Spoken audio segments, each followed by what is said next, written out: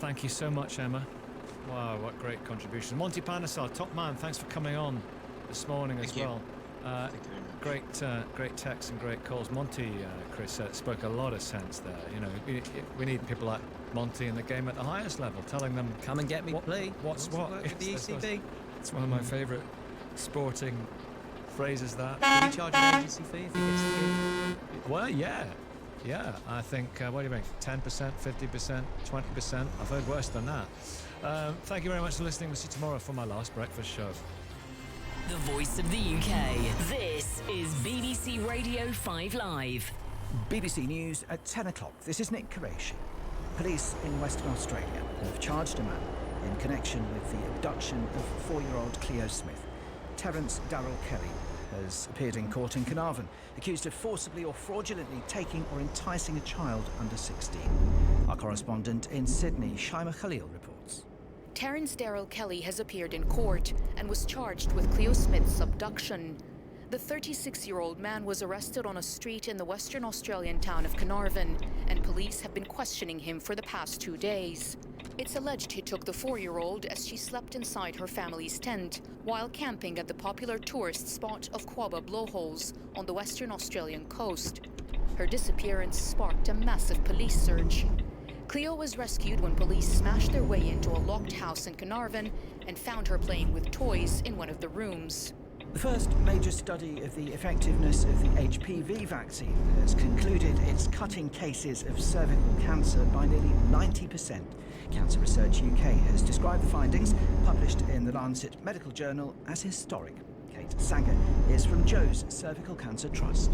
For the parents, teenagers who are potentially considering the vaccination, who aren't sure if it's right for them, this will give them the information or the encouragement to take up that vaccine when they're offered. It's offered to both boys and girls because, as well as cervical cancer, the vaccine provides protection against several other HPV cancers such as anal cancer, penile cancer. The former England Test cricketer Gary Ballance has said he regrets using a racial slur against his former Yorkshire teammate Azim Rafiq. Major sponsors have severed ties with the county in protest at its handling of the issue. The Business Secretary Kwasi Kwarteng has defended MPs who voted to change their disciplinary process, meaning the former Minister Owen Paterson will avoid being suspended for repeatedly breaking lobbying rules. Mr Kwarteng says the vote was about bringing a sense of fairness and giving MPs the right to appeal. But the chair of the Labour Party, Annalisa Dodds, says the move is about Conservatives protecting each other.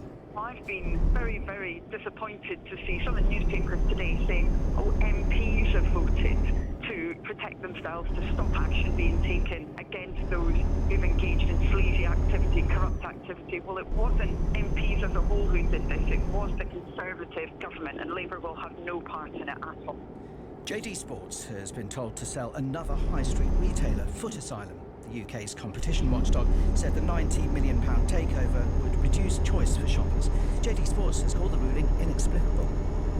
This year's Booker Prize winner says he wanted to highlight how many South Africans feel let down since the end of apartheid and believes the political promises made were not fulfilled. Damon Gulgut's The Promise scoops the £50,000 award. It's the third time one of his novels has made the shortlist.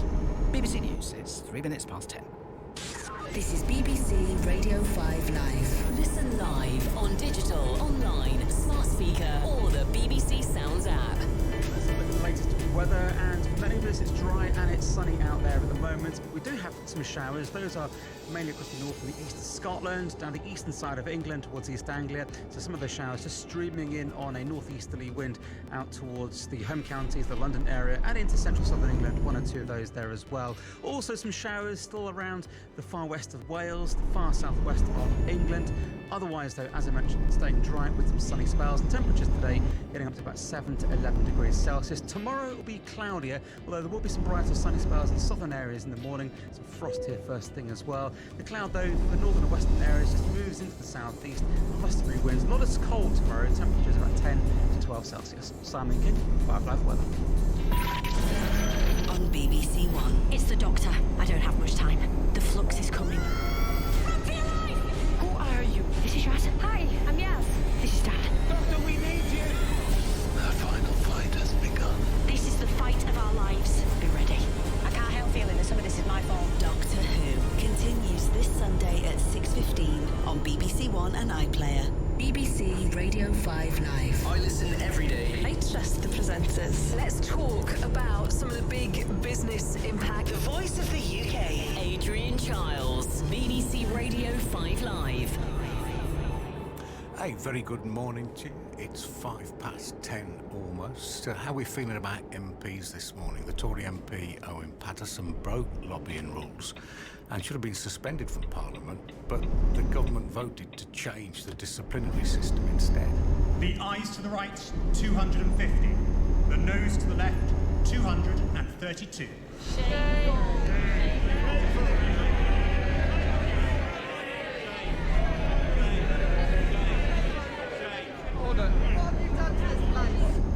What have you done to this place? The cry there, wallowing in sleaze, is how Labour describes it. Patterson says it's a chance to clear his name.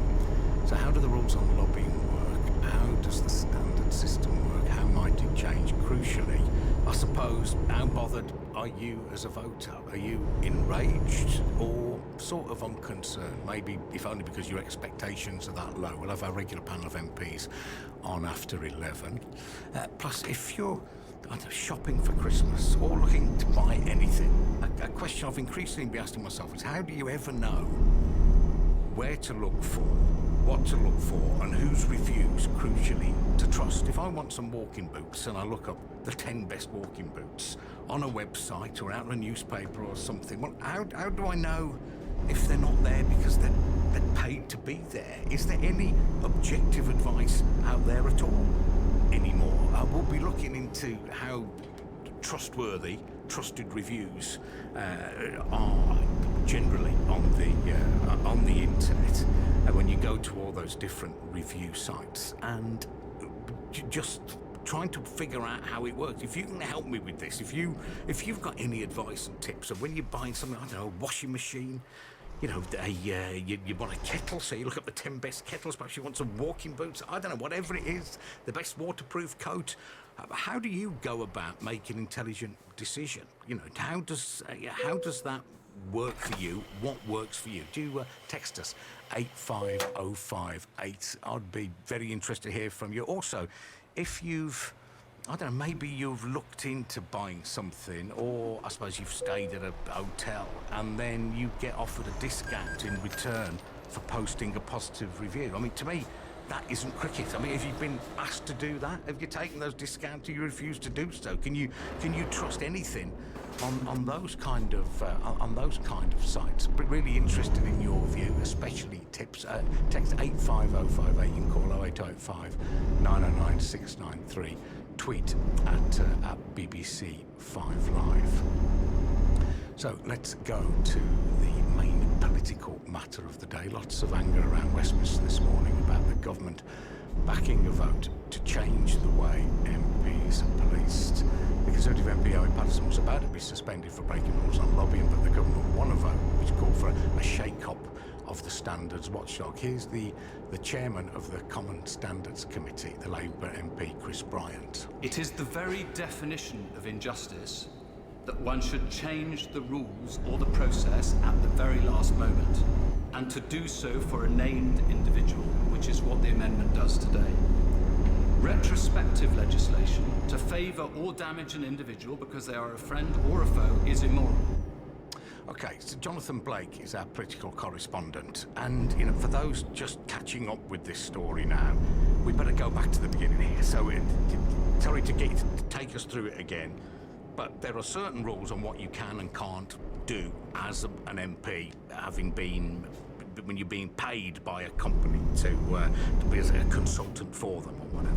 Yes, there's a set of rules. Morning to you, Adrian. Morning. And governing what MPs can and can't do in the House of Commons in the course of their work as members of Parliament. It's called the Code of Conduct, and one big part of that, Chapter 3, deals with lobbying, and at the top of that it says that no member shall act as a paid advocate in any proceeding of the House, and it goes on to explain in much more detail what is expected of MPs, and members of Parliament are not stopped from holding paid positions with companies outside of their work as an MP, which may sometimes overlap, but there are quite clear rules on what they can and can't do in Parliament and in Westminster, acting on behalf of those companies. And that's why Owen Paterson was referred to or found himself under investigation by the Parliamentary Commissioner for Standards, which is an independent role sitting outside of the work of Parliament itself, in terms of what he had or hadn't done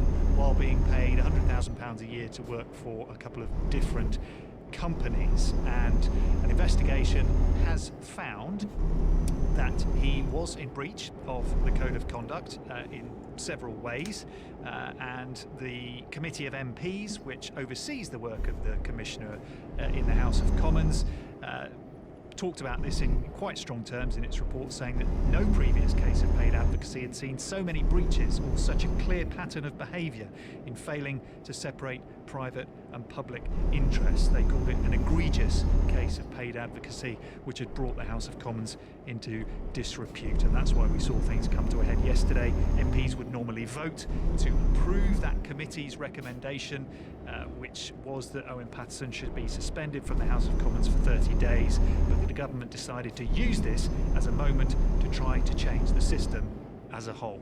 Okay, so the Common Standards Committee then is basically judge and jury on this. So who's on it?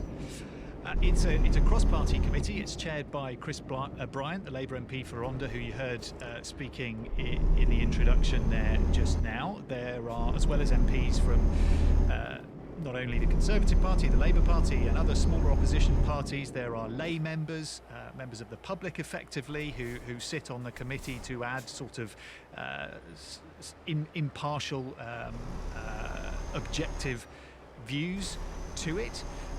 And it is, if you like, sort of, I kind of hesitate to use the term self-policing, but it's a body which MPs across the House and Parliament as a whole voted to set up many years ago, and has the support, or at least did have the support until these moves to overhaul it came to the fore yesterday, has the support of parties across the House.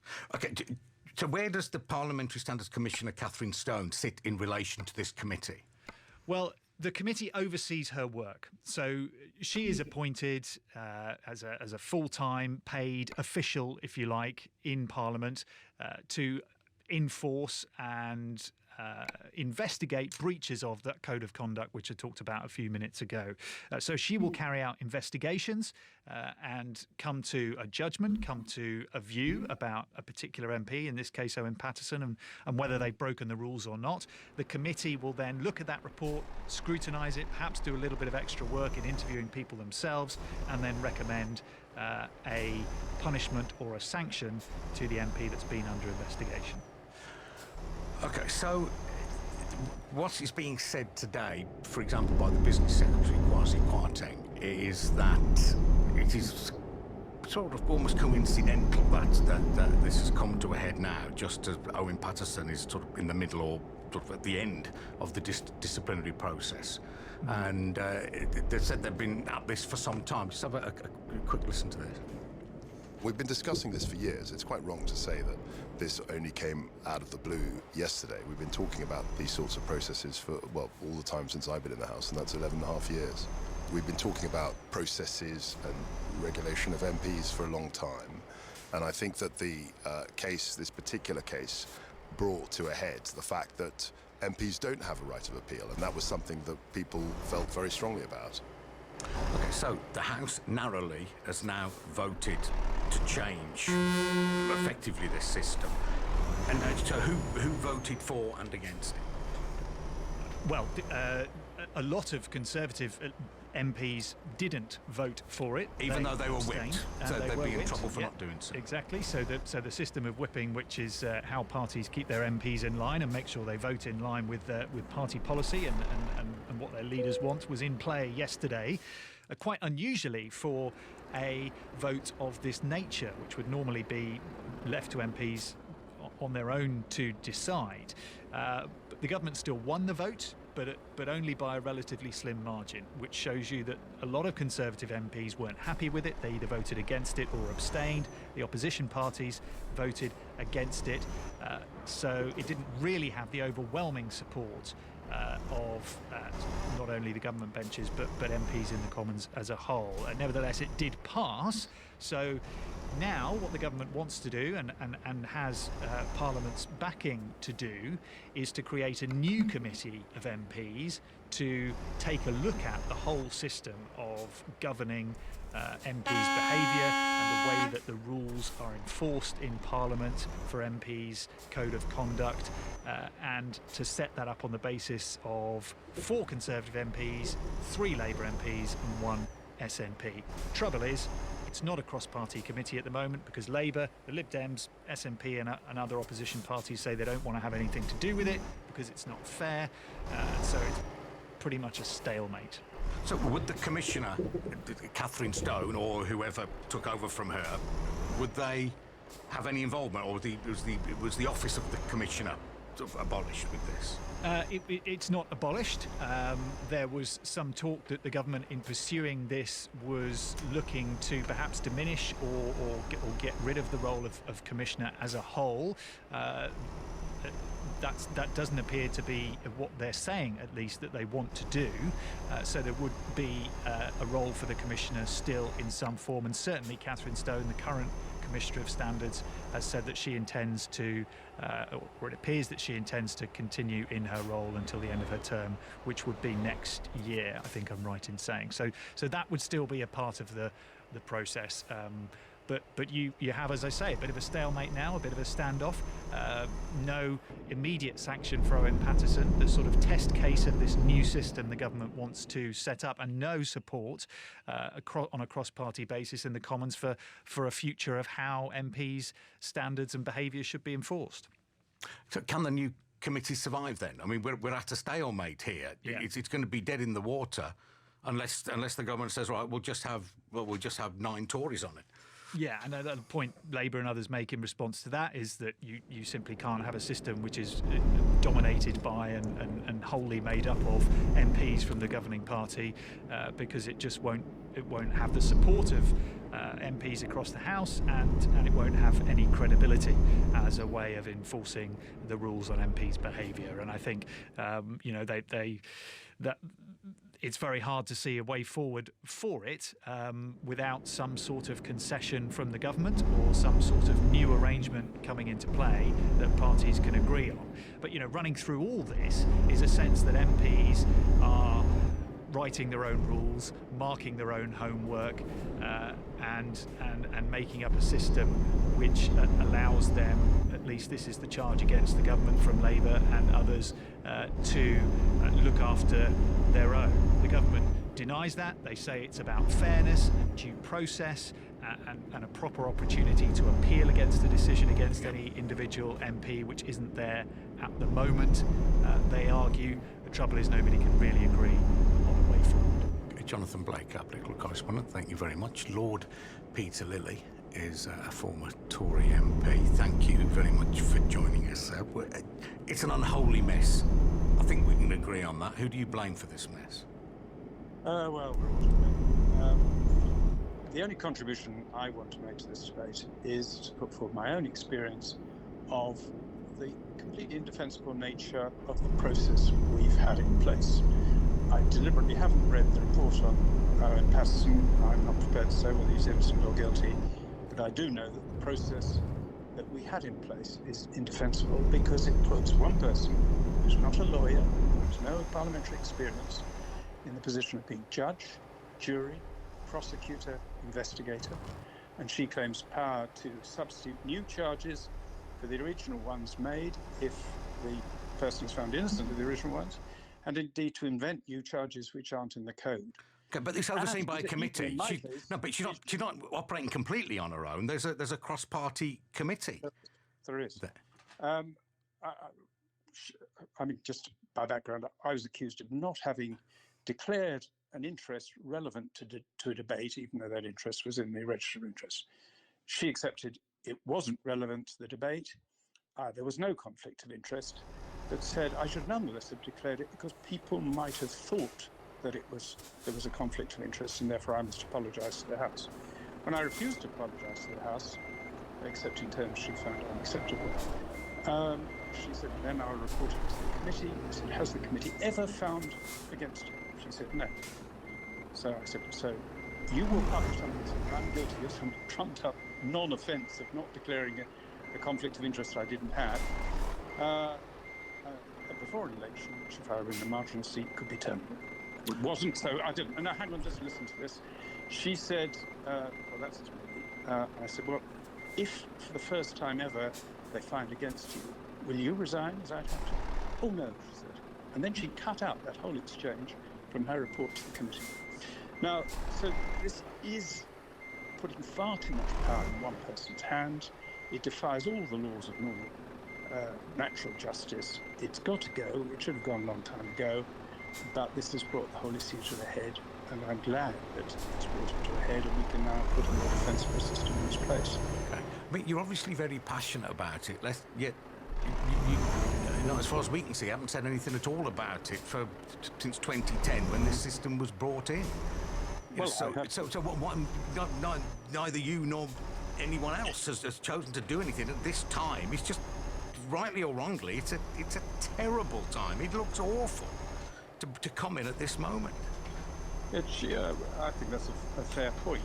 I have banged on about it to anyone who would listen for ages, but no one's been terribly interested because there wasn't a current case. I was exonerated, so I didn't have any sort of personal reason. It was just that I was appalled to find the system which is there in place. And it hasn't mattered too much as long as it hasn't put anyone's career at stake. Suddenly it does. We've got to do something about it. We should have done something about it a long time ago. But the fact that we didn't do something in the past is not a reason for not doing something at present. So, where was all the Tory righteous indignation when the likes of Jack Straw or Jeff Hoon were embroiled in this, being told off by the committee and so on? You've picked your Tory case. I actually have spoken in their defence. I think it is monstrous that Jack Straw is not in the House of Lords. He, as far as I can see, hasn't done anything particularly wrong. He does something unwise. He used unwise phrases and things like that. And he should be in the House of Lords. And I've frequently made that point to anyone who will listen. So who decides what the new system will look like now? Because if you felt, a lot of Tories feel it was bias against them, so their answer is to have a committee with an inbuilt sort of government bias, an inbuilt Tory bias. I mean that can't be right, can it? If you're talking about natural justice, then that certainly doesn't look like natural justice to most observers. Well, it's got to have some sort of composition, and that composition will presumably reflect the composition of the House of Commons to some degree. But that won't work, though, will it? Because the problem with that is that the party of government is likely to have the biggest conflict of interest when it comes to, its members' interest there, because their influence will be greater because they are part of the governing party. There's a risk of that, but actually, if it's all done through that sort of process, the governing party will have an interest in cleaning its own reputation, and will do that best by getting rid of bad eggs and punishing those who've done something wrong. What is unacceptable is having a system where a non-lawyer can be judge, jury, defendant, prosecutor, investigator, can invent new rules and replace old charges by new charges. That cannot be accepted and allowed to continue. So it sounds personal in the sense that you question her credentials for this job, a qualification. If it was some kind of QC in there, then the system as it stands would be more acceptable to you. Well, it certainly would be better to have a lawyer doing a lawyer's job rather than actually there was a different commissioner when I was there, also called Catherine, but Catherine Hudson, who was, I think, previously a deputy ombudsperson person in a health authority, so hadn't any experience either of Parliament or being a lawyer. So it'd be better to have a lawyer. If you had a QC, I don't think a QC would agree to arrogate the powers to themselves that we've left with this commissioner, and would hopefully say we should try and replicate the normal adversarial process that we have in the courts or in Parliament itself, where someone puts one side, someone puts another side, there's a judge to interpret the law and a jury to interpret whether the evidence is enough to convict or not. We don't have those things. We ought to have those things. And as I say, it would be better if we'd taken that decision a long while ago. I played myself to that. I was, as I say, exonerated by all this. It so happened the day of my exoneration, my mother died. So she was 99, and I had to sort out her affairs, and I didn't until weeks afterwards realise that the system had been left in place, and the commissioner had been sort of excused for coming up with an absurd charge, and I'd been found innocent, but the rules were effectively changed. So customary, it is now the law that anybody has to declare interests they don't have, but people might think they have, which is nonsense. We ignore it because it's a silly ruling. But I should have done something at the time, and I didn't. So how should it look now, and who should decide how it looks? There's too much distrust about now for the government to do that. I mean, surely we need, if you're going to get everyone else on board, then there needs to be some kind of independent inquiry decision on a better system, and then put that system in. But it's not going to be like that, is it? One way or another, the government will have it how it wants it. Well, in a sense, the government could always have it as it wants it, but you're right, it wouldn't be satisfactory if it simply imposed a system which lacked either credibility or support across the House. I would hope there are intensive discussions going on through what they call the normal channels between the parties to try and think, well, how can we reach a sensible solution which is right for the House as a whole, which does away with it. I've never heard anyone really defend the present system. They may defend the present conclusion. As I say, I haven't read the report. It may be that Owen Paterson was correctly convicted, but all that has been said, as I understand it, by the House of Commons, is that the option of a panel to review the case in a judicial manner should be enacted, and should have been enacted all along. And I mean, surely you'd acknowledge that tactically this has been mismanaged, because wherever you stand on this argument, it's next to impossible to get everybody together. There's too much political heat under it now for any light to be generated to get everyone else to cooperate. I mean, so it should have been done in a better way. It just looks too opportunistic like this, which has caused this absolute tumult. Well, I agree with that, and indeed Owen Paterson himself agreed with that. But we've got to get the Owen Paterson case behind us, have that properly judicially reviewed, and then I hope all parties will sit down and say, well, we've collectively mishandled it. The government can accept more than its share of blame for not doing things. I mean, can accept its share of blame for not doing things in the past.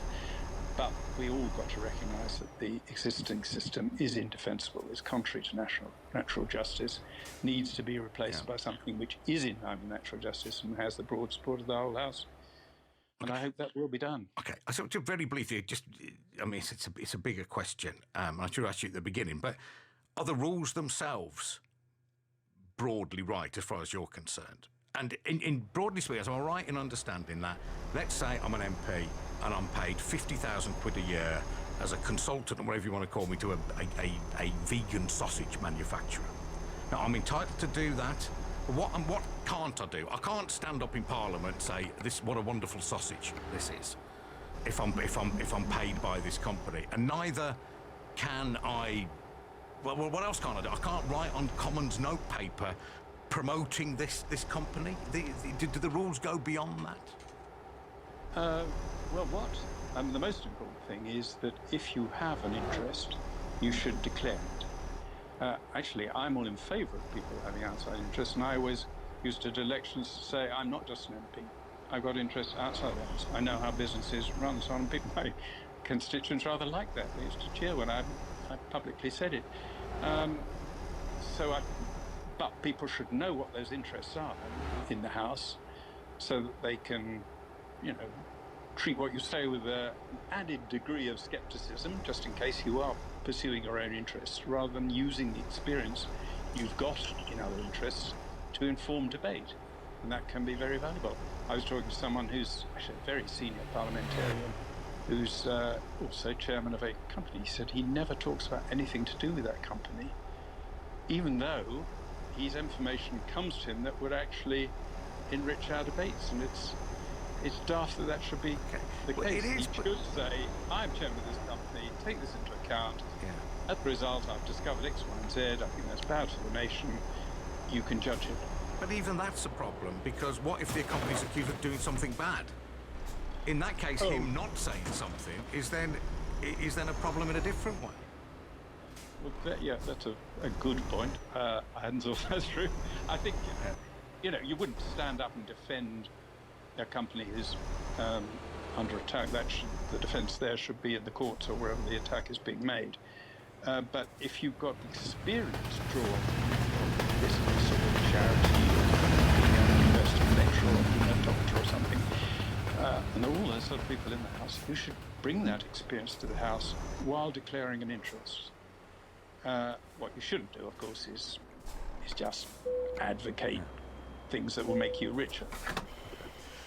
Thanks very much indeed for your time. It's Lord Peter Lilly. Interested in your take on this. 85058 is the text number. It's just gone 10:30. Listen on BBC Sounds. This is BBC Radio 5 Live.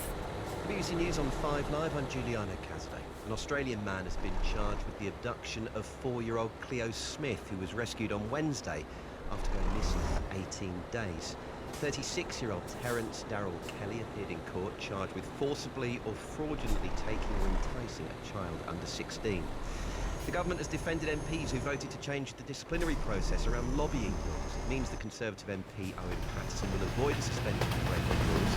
Business Secretary says the vote is about bringing in a sense of fairness and giving MPs a right to appeal. The first major study of the Hpv vaccine suggests it's cutting cases of cervical cancer by almost 90%. Cancer Research UK has described the findings as historic. And JD Sports has been told to sell another high street retailer, Foot Asylum this time. The UK's competition watchdog says the £90 million takeover would reduce choice for shoppers. JD Sports has called the ruling inexplicable. Let's get the sport now with James Gregg. Thank you very much indeed. Azim Rafiq has tweeted this morning, this is not really about the words of individuals, this is about institutional racism at Yorkshire County Cricket Club. That's after his old teammate Gary Balance owned up to using racist language towards Rafiq during their time together at Yorkshire. Rafiq says he'll save most of what he has to say for when he and club officials face MPs on November the 16th.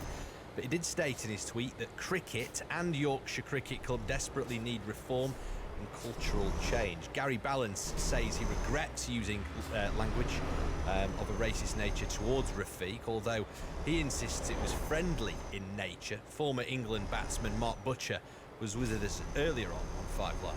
I'm sure the spotlight is turned very harshly upon Gary Balance right now. I don't excuse the language they use, but I do actually say, well, fair play to him for sticking his head above the parapet and taking a little bit of responsibility on for this.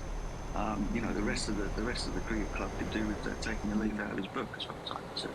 Yorkshire investigated the claims made by Rafiq and would deny any allegations of institutional racism. They are answering questions alongside Rafiq on the 16th of November in front of the Department for Culture, Media and Sport Committee. In the T20 World Cup today, by the way, Australia against Bangladesh. You can hear on 5 Live Sports Extra right now. At 2 o'clock, it's West Indies against Sri Lanka. Elsewhere, Liverpool beat Atletico Madrid 2-0 last night to reach the Champions League last 16 as group winners with 2 games to spare. No handshake once again between managers at the full-time whistle. Diego Simeone isn't one for post-defeat pleasantries. Manchester City beat Club Bruges 4-1. They need just a point from 2 group games to advance. Pep Guardiola dismissed suggestions that Saturday's Manchester derby was more important post-match. Elsewhere, Tottenham's first game since Nuno Espirito Santo against Vitesse in the Europa Conference League this evening. There was uncertainty whether new manager Antonio Conte's work permit will arrive in time for him to take charge of that match. Elsewhere, Leicester, West Ham, Rangers and Celtic are all in Europa League action. England manager Gareth Southgate's naming his squad later for the upcoming World Cup qualifiers against Albania and San Marino. Manchester United forward Marcus Rashford should return after missing the last few through injury. With the COP26 summit ongoing, Leeds forward Patrick Bamford is speaking out about climate change. We've just had the hottest ever Olympics in the summer. Bamford says Marcus Rashford has inspired him to speak up. I know it's in a different field and different topic, but he showed that with his kind of pull and public kind of influence, how he can create change and change things for the better. So it's kind of given me the perception that maybe I can make a difference as well. Full interview about that with Bamford on MOTDX. You can find that on the BBC Sport website. Tennis and British #1 Cam Norrie beat American Riley Opeka in straight sets to reach the 3rd round of the Paris Masters. Norrie will qualify for the end-of-year ATP finals if he wins the tournament. Really happy to beat Riley. Obviously, he's difficult. It was a big win for me, and especially with a lot on the line. So I was happy with how I handled myself and played well and served well when I needed to. And Rocket Ronnie O'Sullivan recovered from going a frame behind to beat Michael Giorgio 4 frames to 1 at the English Open snooker. O'Sullivan now is into the last 32. Stacey Dooley, Fresh Starts. This is the podcast that follows remarkable people as they're about to embark on a different chapter in their lives. This time round, we'll meet more brilliant people who've taken the plunge and started something new. I'm stood in this room with all these sort of really well-respected people and I've got to sort of make something happen. When you work so hard at something and then you get a payoff, it's an amazing feeling. I was just screaming. Stacey Dooley, Fresh Starts. Listen now on BBC Sounds. BBC Radio 5 Live. The voice of the UK. Adrian Chiles. Listen live, pause, rewind and discover with the BBC Sounds app. Coming up in half an hour, we'll have our MPs panel just going through their registers of interests to see if there's anything I can lambast them about. So I'll be judge and jury on that, never mind parliamentary due process or any of that nonsense. Do get in touch if you've got any views on all that. Text 85058. Never mind though views, reviews is something I wanted us to talk about, in the sense that if you want to buy something, and people are buying stuff for Christmas, and let's say you want to buy your lover a kettle to demonstrate your love for them, and you want it to be the best kettle, the best available. So you put best kettle UK into a well-known search engine and see what comes up. I haven't tried this, but you can be pretty sure a number of review sites will pop up, and maybe some newspaper articles. 10 best kettles. I mean, can you trust those? Is my question. Also, and if you can't, where do you go for advice on anything? Walking rooms, fridge freezers, holidays, hotels, anything. Who can you trust anymore? We've got all these choices as consumers, but how do we know what to look for? Danny Richmond is a tech expert and has done research into this, so you're my man on this, Danny.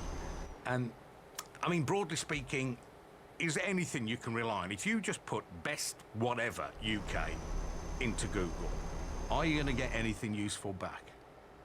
I'm afraid not. You know, the reality is that if you go and search for any kind of product reviews via Google, the likelihood is that what you're going to see are a lot of review articles from very well-known publishers. But if you look very, very closely at the small print on the bottom of the article, you'll very often see a little line that says, we earn affiliate commission from any products that you buy in these reviews, and that's the problem, is that most of these publishers are earning commission through the products that are being reviewed. And so, because that is now the business model of most of these publishers, unfortunately, they're not incentivized to give accurate reviews on these products. And in many cases, from what I understand, is that the writing of these reviews, that most of the people writing the reviews have never even seen or tested the products that they're reviewing. For the most part, all they've done is just pulled the specification of the product from sites such as Amazon, compiled a list of the 10 best based on those specifications, and then included a link for you to go and buy it from that website. So I'm just no, so is gullible. the answer to your question. I'm so gullible. You know, I believe those things. It's like I want something to sort of believe in, and I go to them. But to be fair to them, the fact that they might get some commission for reviewing something, and then you click through and buy it through that review, you know, via that website. Now that doesn't necessarily impinge on the objectivity of the review. It doesn't necessarily. You could have a very thorough review website, and you could make an honest assessment on what the top 10 kettles are, and you can just you can just suggest where you might buy them from, and if people do so via your site, then so be it, you get something back from it. I mean, there could be some sort of wall set up there to make sure that well, there could be. Unfortunately, the incentives are such that that doesn't allow for that to happen, other than in very rare cases. I mean, there are publishers such as, for example, which.co.uk that operate a paywall model where you subscribe to access some of the reviews on their website. And obviously there you've got a very different business model, because people are actually paying to read those reviews. But you can click to Amazon through Which. That even on which.co.uk they use these affiliate links, but I do trust the reviews on that website, and certainly from what I understand, the people writing those reviews have seen the products, have tested the products, and are giving an honest appraisal of what they're seeing. So it can happen, but in most cases, and most of the information that you'll see coming up on Google, unfortunately, that cannot be trusted. The problem becomes that anything that's behind a paywall is invisible to Google. Right, okay. I mean, that's startlingly obvious, and something I never sort of really appreciated before. Well, I think another thing to bear in mind might be that reviewing something properly is incredibly resource heavy, time consuming and expensive. So I was looking for walking boots, right, and I found a number of newspaper articles saying top 10 walking boots. Now, if you're going to do a proper review of walking boots, you need to have the resources, I would assume, to recruit, I don't know, how many walking boots are there on the market? Let's say 30. So you want to put 30 people in 30 different boots and have them do 30 similar exercise in it, do a certain number of miles in it, and then report back after a year. Well, I mean, that's never going to happen. I mean, Which might have the resources, but no one else has. So why do we ever believe anything that's said? Well, it's not going to happen, and it doesn't happen. The reality is that for many of these major online publishers, and this includes very well-known newspaper brands, what actually happens is that the review sections of their website actually get outsourced to marketing agencies. The newspaper itself doesn't have any involvement in producing those reviews. The whole thing is just a marketing exercise to generate money and income for the publisher. And so these products are not being tested. They're not even being seen. It's just a list of product specifications that are being compared with affiliate commissions over to the website that you can buy it from. I mean, I have spoken to several journalists involved in this area, and one of them told me if I ever spoke publicly about how product reviews are being generated, I would never work in publishing again. This is just a whole area that there's so many business models are reliant on this affiliate commission that it really just distorts how consumers are reading this information and the degree to which they can trust what they see online. It's a pretty sorry state, I have to say. So, okay, something like walking boots. Something like walking boots. Say you wanted to go out and buy some walking boots. You know, what do you do? I know I can't trust reviews. I can't trust top tens in papers. I can't trust shops, probably, because they'll be probably incentivised in various different ways, certainly to sell something, but sell maybe certain products over others. I mean, so what do you do? What would you do? What would I do? Well, you know, if it's the kind of product that has been reviewed by a publisher such as which is a consumer-based charity. But that is the only one. That is the only place. Well, that's one of the first places I will often go and look. You would have to pay to be a subscriber of that publication in order to access those reviews. But I do for that very reason, because I need to read reviews that can be trusted. And then other things I would do is, I would probably go and have a look on the websites of brands that I have more trust for. So things like, for example, the John Lewis website. On there, very often the buyers of those companies have done quite careful appraisals of the products that they're listing on the website, and then when you go and have a look at the website, you'll see reviews from their customers, and those tend to be reliable. Okay, so but what about when I buy something online and then there was something particularly in real, I got a dog, and I can't remember what it was now. It wasn't insurance, it was something like that. And then, so right, if you give us a positive review, we'll send you some free gifts. And actually, the main reason I got angry about it, because I did it, and I thought, well, this stinks, but I'll do it, because I fancied the free gift. And it was the cheapest little plastic food bowl I've ever seen in all my born days. The puppy destroyed it within seconds. Yeah. I mean, I sold my soul for that little plastic thing. I mean, hopefully there will be some action taken on this. There is some legislation that's going through at the moment. There's a new directive that's come through the EU, which, although it's the EU, may well be adopted in the UK. We've also is starting to come under the online safety bill, which is currently being discussed in Parliament at the moment. And one of the things that's looking at is that if a review has in any way been incentivised, so someone's giving you a free plastic gift in order to write a review, that must be clearly displayed alongside the review. And that's one of the changes that will hopefully improve things a little bit. Okay. I mean, I'm not going to name any of the companies that, Google takes you straight to for their reviews and stuff. But what's your hunch? If I said to my colleagues here, well, let's try and get one of them on, somebody on from one of those companies before the end of the programme, would they come on and do an interview, you suppose, and say, well, this is how our business model works, this is how our tests work? I would be amazed. I mean, I have... maybe I'm sure you'll have more influence than I would, but whenever I have tried to expose some of the stuff that's going on with some of these major publishers, the clampdown is not even just at the publisher level, it's even at the level of the journalist and the writer. That people within the media are just too scared to talk about this subject, because since the web has come along, the business model of these publishers has changed so drastically that they are now wholly dependent on the commissions that they're earning through these product reviews. And unfortunately, it's a very sensitive subject for them. So, I'm not sure you will find someone to speak about this openly. Well, I'm delighted to speak to you, Danny. Look, it's an important area, so best of luck and keep in touch with us. That's Danny Richmond. A bit of breaking news about the row over MP standards we've been discussing. The government is rowing back on its plans for a new system. This was the new system that the other parties say they'd have nothing to do with.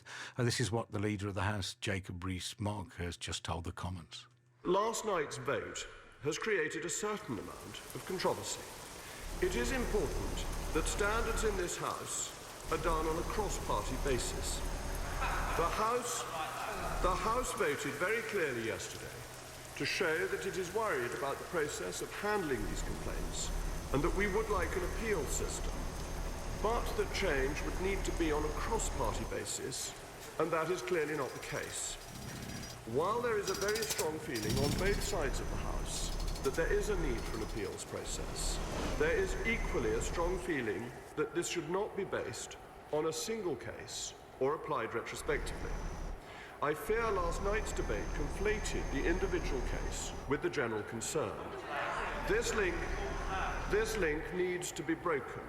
Therefore, I and others will be looking to work on a cross-party basis to achieve improvements in our system for future cases.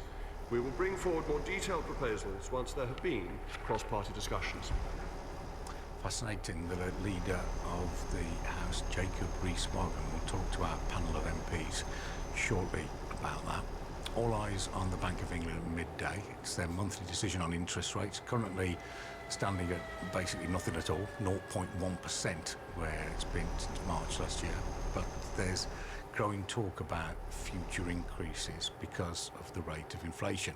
We can talk to economics commentator and sometime advisor to George Osborne, Helen Thomas. Helen, for years we've been talking about this on various programmes, and then there's always this, we always say, because of inflation, interest rates will have to go up. I mean, how is one related to the other? I'm sorry to ask you such a basic question, but it's worth explaining. Good morning to you, by the way. Yeah, good morning, and it is absolutely worth explaining because it sounds incredibly boring, and let's make sure nobody switches off when we hear words like inflation and interest rates. It's actually fundamentally important because, of course, the interest rate is the price of money. It's the price of your mortgage, of your credit cards. And inflation is important because that is what the Bank of England tries to monitor to keep a check on the economy. So if it's racing ahead and getting red hot, they try and rein it in. If it's plummeting to the floor, then if inflation's dropping precipitously, they then might need to stimulate the economy. Right, so why does raising interest rates necessarily bring down inflation? I mean, it's a blunt instrument to some extent. It is a blunt instrument, and at the risk of not turning this into the most boring economics lecture, it is that point about the price of money, which is if it gets expensive to borrow, then there'll be less borrowing, less investing, there might be less hiring, less jobs, all of that sort of thing, and that restrains the economy. Whereas if you make interest rates zero, then hey, why not? Borrow as much as you like, buy a new plant or factory, get some new workers, then you might get the economy going again. And so this is obviously very complicated in reality. Well, We use the inflation as just a shortcut. But interest rates going up make some people richer. If you happen to be a saver, then that's good for you. So you might spend more then. It is on the one hand, and then it isn't on the other. And of course, it depends what kind of an economy you've got and how much borrowing actually happens. I suppose, think of it more as it's almost like an animal spirits thing, which is, how much risk am I prepared to take? Well, if it's very cheap to borrow, I will go and be a business and open that new factory. I will employ a new worker. And that's how you get things going. And on the other hand, if everything is getting very expensive and a lot of inflation and you're having to pay your workers a lot more and get into this potential spiral of it all getting out of control, by making that price of money expensive, even though it benefits the savers, it is going to hurt those people with debts, and they'll rein it in. Okay. So before we get back to the present day then, let's go back to 1979, and I'm just going to give you a soundtrack while we talk about what was going on there. Record 17% interest rates were there. Lena Martell, that is. Just fade it down so we can hear the economists speak. So, Helen, what exactly was the matter to make interest rates that high at 17%? What a wonderful track, by the way, Adrian. I'm enjoying this very much, listening to Lena. One day at a time, and that is how we have to live all of our lives. But yes, in the 1970s, oil price shock was the main thing. I don't know how many of the listeners will remember all of this, but back in the day where, there was this cartel, OPEC, controlled all of the oil, the price went through the roof, and more importantly, workers who were in unions said, well, we can't afford to live, we're going to need bigger, higher wage settlements. And so they wanted higher wages, and that's where we got into what economists call their wage price spiral. But, you know, it just means that you might start to get out of control because, you know, you've got to keep, that inflation keeps going, you want to have higher wages, how are you going to live, etc. So to try and rein that in, interest rates went to 17%, as you say. Very, I can't believe it now. And did it work? It did in the end. Yes, it did. With in a lot the of end. suffering for various well, groups of exactly. people. Well, this is it, you see. This is it, exactly. You know, I'm sitting here talking just numbers, but, you know, this was real people's lives. Real people lost jobs and, struggled to pay bills and it's hard, But Okay. it works in the end. All right, okay. Stay with us, Helen. I just want to thank Lena for that. Cheers, Lena. Lena, that's enough. Enough from you. What about Black Box with Ride on Time? Okay, so this takes us to 1987. So 80s remain high through the 80s. Fell to 8% in 1987, and then rose again towards the end of the decade, hitting 14.88% on the 6th of October. What year was that? 1989. So what happened? What was going on then? Why did they rise then, right towards the end of the decade? Well, we were, you know, the 80s, not for everybody, but there was a boom, you know, the Lawson boom, the Thatcherite reforms. Again, it wasn't always good for everybody, but we had that growth surging forwards, and inflation starting to creep up again. So that's, interest rates had to go up. Eventually, we got to a point where we ended up, and we'll probably get another soundtrack for this, but there was a debacle over the currency because of the famous ERM, and then you have to move interest rates to defend the currency. So again, it all sounds very boring, but well, I certainly remember even, you know, my parents I think were struggling trying to sell their house into that 90s bust. I mean, this is the thing, you get the boom and then you get the bust. And I should say, while we're taking this trip down memory lane, there's a big difference about this period we're talking about right now, Adrian, this 70s and 80s. Interest rates were set by the Chancellor. It was the politicians that were setting these interest rates. And of course, they wanted to cut them when they were going into elections to, you know, give and then freebies Gordon out. Brown gave the power to the Bank of England to do it instead. Exactly. And then that's when everything changed. I don't know if we have more on the soundtrack for after that. Well, we could we thank Black Box for that, and we bring in Kelly Clarkson, which is 2009. Now interest rate had gone down to 0.5%. Now this was to do with the global crash, basically. Yeah. Yes, that's right. Good to hear, Kelly. Life would suck without you, Kelly. But I mean, basically zero. You know, and pretty much where we've been ever since. I mean, it's astonishing, really. I mean, there'll be a good proportion of your listeners who will have never known interest rates at those levels we were talking about, and that's largely because over the last 20 odd years, we've not really had inflation. We've sort of had very low inflation. Now, part of this is various reasons for it, but part of it is undoubtedly like the technological revolution. The fact that, you know, the mobile phone I'm talking to you on, it may not feel it, but they've been getting cheaper and more powerful. Your television's getting cheaper, clothes in the shop's getting cheaper. All that stuff that's made in China with cheaper labour, ended up prices falling. We just didn't need high interest rates anymore.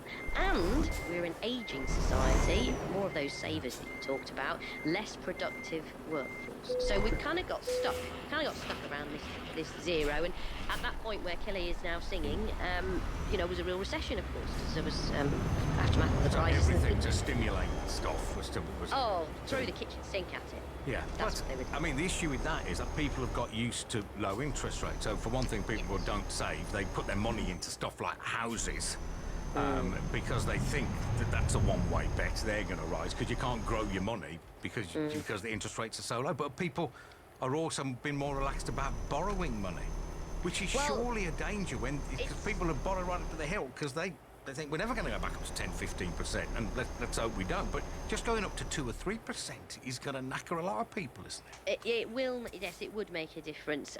Although, again, despite what may happen in just over an hour's time, we're still pretty close to zero and some way from that. However, this was deliberate. It was a deliberate policy after that financial crisis, because you get these moments where it's not just a recession, it could be a depression. It was so bad, you know, that couldn't get your money You couldn't borrow, you couldn't get the money out of the bank. It was, I'm sure we all remember, it was a terrible time. But what you're getting at there is sentiment and spirits, and the central bank wanted people to take that risk. As you say, it sounds, in retrospect, a bit crazy, but if let's imagine a world where nobody took any risk of any kind, well, then we get into a worse situation where nothing grows, no jobs, no wages. It's, fine, okay, the television's a bit cheaper, but you don't have a job to pay for it. So, unfortunately, the economy was in such danger. They had to actually force people to be profligate. They wanted that, needed it, and there's a really interesting question right now of, do we need that still? How much has this economy healed?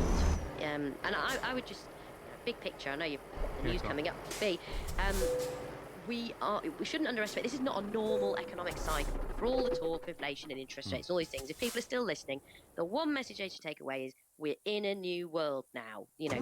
Post-pandemic is part of it, but it's the technological revolution. You can laugh about the metaverse, I'm sure you'll be talking about that in the show, but we live a different life now. So nobody knows anything, actually, in terms of where things are going, is what it boils down to. Well, no. They do. But I'm just saying that we shouldn't panic too much about inflation. It's not the most interesting thing that's going on. What's more interesting is, working from home 3 days a week. But will interest rates go? Do we need to worry? And how worried are you out of 10? Just give us a number. No. 2. Okay. All right. Good, strong, positive thinking there. Well, thanks to Kelly Clarkson and Lena Martell, and especially to Helen Thomas, our economics commentator there. The voice of the UK. This is BBC Radio 5 Live. BBC News at 11 o'clock. This is Nick Qureshi. The government has been forced to rethink its plans to press ahead with a process to oversee MPs' conduct, following a backlash from across Westminster. Yesterday, MPs narrowly voted in favour of a new system after the former Conservative Minister Owen Paterson was found to have broken lobbying rules, but said he hadn't been given the chance to clear his name. All opposition parties said they wouldn't be involved in the new standards system. The leader of the House of Commons, Jacob Rees-Mogg, said the government had wanted to deal with the issue for some time. I fear last night's debate conflated the individual case with the general concern. This link needs to be broken. Therefore, I and others will be looking to work on a cross-party basis to achieve improvements in our system for future cases. We will bring forward more detailed proposals once there have been cross-party discussions. Demonstrators from Insulate Britain have blocked 2 roads around Parliament Square in London. The group were holding banners while some have glued themselves to the road. Some bus drivers and commuters have branded the group's tactics ridiculous. An Australian man has appeared in court charged with the abduction of 4-year-old Cleo Smith, who was rescued after disappearing for 18 days. She was taken from her family's tent at a campsite last month before being discovered in the western Australian town of Carnarvon. Eddie Smith, the local Shire president, said the police search had been extensive. It's just hard to comprehend the amount of hours they were putting in, the work they were doing. They collected the rubbish from over 1,000 kilometres of roadside bins and dump points, and they were wading their way through that just to find any evidence that may point to where she may have been. It was really a phenomenal effort, and their persistence and patience paid off. Cancer Research UK has hailed the findings of a study which shows the Hpv vaccine is cutting cases of cervical cancer by nearly 90%. The charity said the results were historic. The former England cricketer Gary Ballance has said he regrets using a racial slur against one of his former teammates at Yorkshire, Azim Rafiq. An independent panel found that both players had used racial terms that had been delivered in the spirit of banter. Rafiq has accused the club of institutional racism. Dr. Wakas Tufail, an expert on Islamophobia, said the situation was unacceptable. Those who were known to have been racist to him, they should have been dealt with as well. And I can't believe that any club in the country would still want to have on their books players or staff who have made racist remarks to others. A farmer in the Brecon Beacons says he has been handed a £15,000 fine for planting trees in the wrong place. David Mills said some of the trees were just inches away from the original plans. The Welsh Government said it couldn't comment on the case, but added it had a statutory obligation to enforce the rules. BBC News is 3 minutes past 11. This is BBC Radio 5 Live. Listen live on digital, online, smart speaker, or the BBC Sounds app. Let's have a look at the latest weather, and for many of us it's dry and it's sunny out there at the moment, but we do have some showers. Those are mainly across the north and the east of Scotland, down the eastern side of England towards East Anglia, so some of those showers just streaming in on a northeasterly wind out towards the home counties, the London area, and into central southern England, one or two of those there as well. Also some showers still around the far west of Wales, the far southwest of England.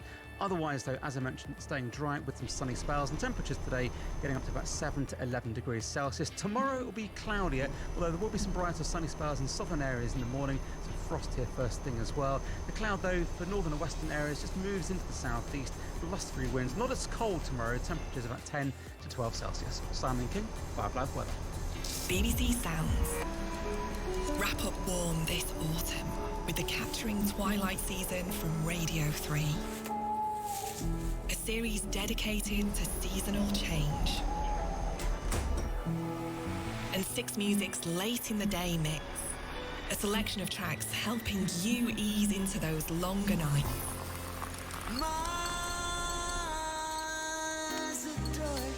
Music for a different mood this autumn. Listen on BBC Sounds. The voice of the UK. This is 5 Live. Adrian Chiles. Listen live on digital, online, smart speaker, or the BBC Sounds app. Just coming up to 11:05, it's time for our MPs panel, where I expect they'll all be furious, because it's just one of those days where everybody is furious. It's been furious all week, especially yesterday. Annalise Dodds, Labour MP for Oxford East, Shadow Women Equality Secretary. Annalise, you furious? Good morning. Quite furious. Well, furious, disappointed, upset, I suppose all of those things really, and hoping that the Conservatives will change course after a very dark day for our democracy. Right. Thanks for that. Back to you shortly. Bim Afalami, Tory MP for Hitchin and Harpenden. Furious, defensive, disappointed, thrilled? Well, give us some adjectives. None of the above. Calm and looking, we've just got to get the right way forward. All right. Well, Annalise can wind you up so you'll be less calm by the I'm end sure of she'll this. try. Chris Law is SNP MP for Dundee West, speaks for his party on international development and climate justice. Chris, annoyed? I'm completely shocked and utterly surprised to hear Bim's response to it being calm. Okay. Furious under Right. states actually what we should all be feeling right now. Okay. Right, so this story is developing, as they say on American news networks. So can I just take you back a bit? The rules themselves, put simply, right, what are they there? What are they there to stop MPs doing? Can you explain in a couple of sentences? Annalise, what is your understanding? And let me put it like this, right? Let's say I'm an MP and I'm paid 100,000 quid a year as a consultant to a vegan sausage company. Like, what can and can't I do or say in relation to that vegan sausage company? Well, essentially, it's actually pretty simple. You shouldn't use public office for private gain. So currently, under the rules, it is possible for MPs to act a bit like lobbyists at the same time as being MPs. Labour doesn't want that to continue, by the way. But if MPs are doing that, they should be very open about that under the rules. They should be transparent about it. They should be clear that they've got an interest there. They've got to be upfront about it under the rules. Okay, so now, okay, just I really want to understand this. Unfortunately. Okay, so if and I there declare have been many failures against the rules. So it's about using that public office for private gain. And since the 17th century, our Parliament has decided that MPs should not be able to use their public office for private gain. So it's actually pretty simple. I'm already confused though, because you said, okay, there's that, but you also said you've got to declare it. So if I declare that I'm paid by Vegan Sausage Inc., then can I then just say what I want then, as long as I've declared it? Well, the current rules say that you've got to declare it, you've got to be upfront. That's why you'll sometimes hear in Parliament MPs saying, I declare an interest in whatever that issue is. As I say, Labour's view is that Labour shouldn't be this kind of thing in the first place. But therefore, the rules are right now. And that's shown that, if a department, for example, receives a letter from an MP pushing a particular interest, that, it's very, very clear if that's motivated by the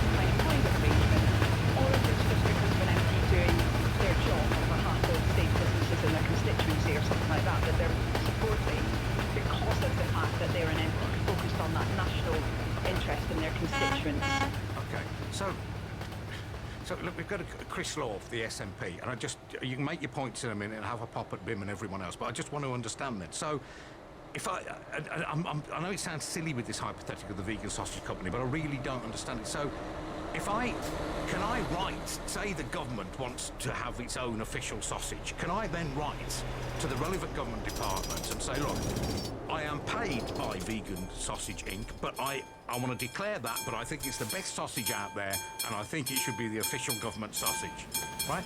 Can I do that under the rules, or not?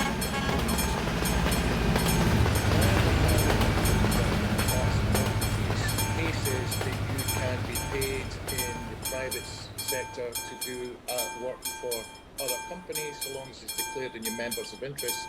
And as Annalise has just said, if you speak in Parliament, let's say on a topic that's relevant to vegan sausages, let's say sausages per se, you start by saying, I must declare the interest that I am paid by a company that does X, Y, and Z. So you make it very clear that it could be a conflict of interest. And so that's the clear point here. What's been said, however, is that by the Standards Committee is that Owen Patterson, and I quote, had repeatedly used his position to promote the companies by whom he was paid. Even though he declared as much. Even though he declared as much. Well, it's a quite. So if he will have declared anyway his members' interests, that's fine. That's written in, that's in code. But when you repeatedly use it, there's no other way of saying it. It's a shameful way of lobbying. And the rules on paid lobbying is what he has broken here. Okay. So, Bim, so where do you want to go on this? You can address the vegan sausage question if you want. So I am not allowed to promote my sausage anywhere, really? No, so Annalise was slightly incorrect. What you are not allowed to do under any circumstances, regardless of any declaration, is you are not allowed to be a paid advocate. You are not allowed to be paid and advocate for a private interest in the House. Where the declaration of interest is relevant, in the instance of a vegan sausage, for example, is if there is a debate on, I don't know, British food, it would be wise for that MP, before entering into the debate, to say, my views are that sausages should be promoted in the UK, for example. And to declare I draw the House's attention to my register of interests. That does not mean that that person therefore has a license to privately advocate for this particular vegan sausage. Do you see what I mean?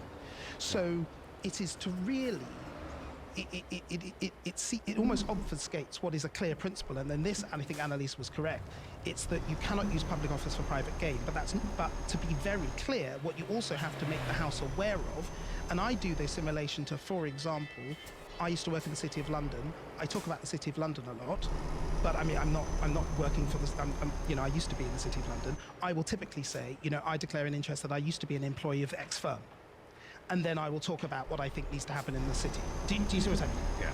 Now that's what the declaration bit, but you are not able to privately advocate for in lobbying in the way that I think Owen Patterson, according to the system, so far it has found him guilty. Okay. So what is wrong in? Try and keep this brief because we'll be here all morning. What is wrong in a nutshell? And forget about the hideous timing of this. What is wrong with a system where there's an independent commissioner? Yep. And with checked and balanced by a cross-party committee of MPs. No system's going to be perfect, but on paper, that sounds all right to me. So what was wrong with that, in your view? Is it because you just felt she was biased? Was it a personal thing, or what? Well, no, I think it's very, very important. It's process and it's structural. The fundamental thing that was wrong is that there is not a right of appeal under that system. So you have no ability to say, and the Standards Commissioner is under no compunction to offer you the right to say, interview these witnesses where they can testify to certain things I'm saying. I can't appeal to what has been adjudged. And I think that is the core of the problem. By contrast, when there's a But did no one think of that when it was invented? I mean, it wasn't imposed on you. That's not the case. Okay. Well, sorry, what... Go on. In what way is it not the case? Go on, Chris. Yeah, because there's actually a two-part to this system. First of all, the Parliamentary Commissioner for Standards has independent people work to look at what the claims are. It was over a 2-year process, and what they concluded was that Owen Paterson had repeatedly used his position to promote the companies by whom he was paid. Those findings are sent to the cross-party, and I make that very clear here, the cross-party standards committee, which also concluded in its report, and I quote, it was an egregious case of paid advocacy, and that Paterson had used his privileged position as a member of Parliament to secure benefits for 2 companies for whom he was paid consulting. Now, he did put forward his appeal at that point, and he was turned down. Now, that's cross-party. What we're finding now is the UK government wish to have a complete Tory stitch-up where the chair of a new committee... You made an important point. So Chris says there is a right of appeal, and Bim, you just said there wasn't. So what's wrong with the right of appeal? In what way is that not a right of appeal? I don't get it. Well, the key point is that the investigation is done by the Commission for Standards. Yes, she has all sorts of people to help her do that, but there is no right of appeal akin to what you would expect in a sort of quasi-judicial process. What happens with the Committee of MPs is not the same thing. The Committee of MPs cannot change what the actual investigation came up with. All they can do is effectively look at that and overview it. They do not have an ability to do their own investigation. Do you see what I mean? Because the investigation's already been done. So the key point here is we need to change the process. I think with respect, Adrian, I feel really sorry for Bim here, because I think he's really taken one for the team, right, for the Conservative Party. I mean, I think anybody looking at this from the outside will just know that it's an absolute nonsense. I mean, quite frankly, it's like on the football pitch where somebody's found out to have fouled, the ref sends them off, and then they complain, and you've got, Conservative ministers criticising effectively the referee, the Standards Commissioner, and trying to bully her out of her job. I mean, there's no way that this is defensible, and I do feel quite sorry for Bim. I don't know if he's aware that it seems like in the last few minutes, actually, the Conservative government has actually, it seems through the Leader of the House, said, oh, maybe they did make a mistake on this. I want to address this. I want to address that point. Which point do you want to address? Because let's hear what let's hear what the leader of the House had to say. The Leader of the Commons. Just here's what he had to say a few months ago. I actually made quite clear in my business statement that we need to proceed on a cross-party basis, and it is a matter of regret that there was no cross-party agreement yesterday. But obviously, a committee cannot work effectively without opposition members on it, and that I think was absolutely clear from what I said. We need to ensure that we have standards in this place that are fair and robust, and are seen to be fair and robust. Right, okay, so it looks like we're going to have another vote, aren't we? Did nobody realise that you tried to change this in this manner? Then Labour, the SNP and everyone else would just refuse to take part in it, so it would be dead in the water bin. So I can say that I was aware of that. That happened about an hour ago, that statement. And I'm in Glasgow at COP26 at the moment, but I was talking to colleagues last night and this morning about this whole thing. What I think the problem with what happened yesterday was that we did not sufficiently separate out. The House wasn't comfortable with separating out the individual case and the broader system and process. And that was why when I was answering your questions, I was talking about process. But it's an omni-shambles. How could you not see it was going to end up like this? Sorry, Annalise, go on. I think it's clearly suboptimal. It's clearly suboptimal, but we are where we are now. And I think the important thing is that we separate out the process from the individual decision around Owen Paterson. Okay. So it should stand then. Owen Paterson should stand, because you can't retrospectively change the process.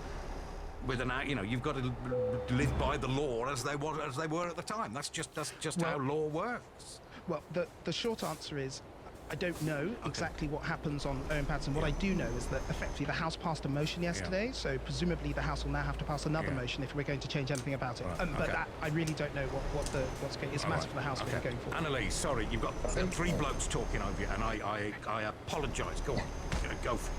No, don't worry about that. But I have to say I am worried by the kind of complacency really that we just heard. I mean, this Conservative government yesterday has dragged our democracy through the mud. I mean, I don't know if Bim has seen some of the headlines that came out this morning, saying that MPs are serving themselves, you know, that we're protecting one of our own. It's not MPs that have done that. It is the Conservative government that did that and that whipped its members to protect somebody who had broken the rules. There's not a need for a new system. We've already got a system. We've got an independent system with that standards committee, with the standards commissioner. And what we're actually seeing this morning, we've seen senior government ministers criticising that commissioner, almost kind of bullying her already. This is appalling. It really reminds me of some of the stuff that Trump did, quite frankly. You know, he didn't like the rules, he broke them, and he tried to put new rules in place. Well, there's no place for that in our democracy in the UK.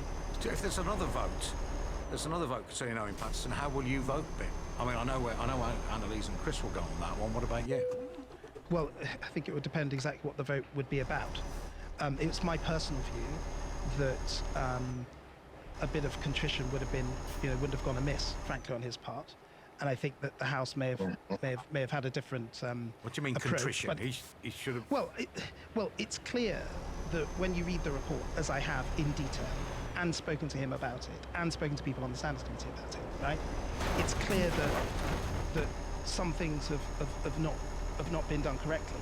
What is also clear is that the process is not good enough. It is not fair that he was not able to appeal decisions. It is not fair that the Standards Commissioner prejudged his decision. But It that is was also true. not fair. That was It's true been in hanging every around- other case for the last 10 years. No, You but can't go back over them all. Well, no, but hold on. It is also not fair that the thing was hanging over for 2 years and he had no ability. You know, so what I'm saying is the process was manifestly not robust.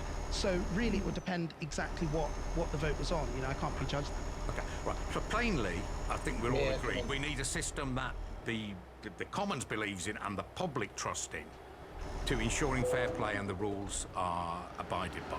So Chris, how should that system look? Are you happy with it as it stands?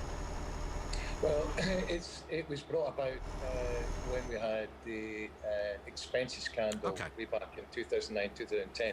ANA has been reviewed during that time. The Parliamentary Standards Commissioner and the Commission as a whole and the cross-party Standards Committee have regularly and repeatedly come up with fair and reasonable sanctions where there's been wrongdoing found. And the maximum sanction, incidentally, is the 30-day exclusion from Parliament. And that's what Owen Paterson is facing. But I would say something wider to this. I know you said let's forget about the timing, but the timing is crucially important. It's not just about Owen Paterson. There are several people within the Conservative Party last night who voted with the government who are facing the Commissioner just now. And there's been many others who have also found been on the wrong side of the rules. And I would also say that there's things coming down the line. COVID contracts will be looked at. And so you have to ask yourself, Number 10 put a diktat for a three-line whip on this last night. Angela Richardson was sacked last night for voting against the government as the private parliamentary secretary to Michael Gove. So it's a sacking offence to stand up for the principles of a fair and open and accountable democracy and a commissioner and a commission who works properly. She should be unsacked, shouldn't she, Bim? Or reinstated, to use the correct word. Well, look, I don't know. I haven't had a chance to speak to her, and I don't know exactly what's happened because I've been up here. Well, she's been whipped since for a last night. vote. We're whipped for a vote. They've now decided to have again. So anyway, wait. Well, no, hold on. This is really important for listeners to understand. What we are trying to do going forward is to separate out the individual case of Owen Paterson and the broader process. Okay, I think so what should the process look like? Our criticisms. What should it look like? I'll come back to Chris if he wants another go at telling me what he thinks it should look like. But Bim, please keep it brief. I'll tell you what, I'm going to go to Annalise first. How should this look? Okay, we understand the criticism. I'll take that in the spirit of which it was given. Chris, Annalise. I mean, Chris pointed out all the things you want to point out about how, there's the whipping and all the rest of it. It might have been wrong, but how should the system look? As it is now, or how should it change?